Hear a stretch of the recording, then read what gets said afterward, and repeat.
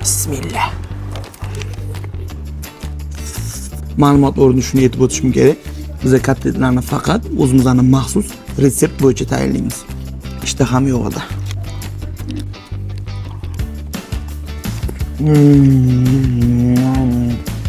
Haqiqiy mazasini videoda ta'riflab bo'lmaydi. Prosta kelib, yeb, haqiqatan rohatlanib ketish kerak.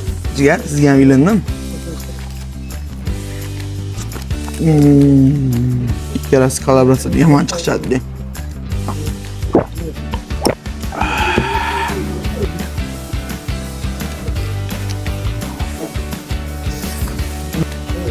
Bunaqa maza, bunaqa ta'm menimcha Amerikada ham bo'lmasa kerak.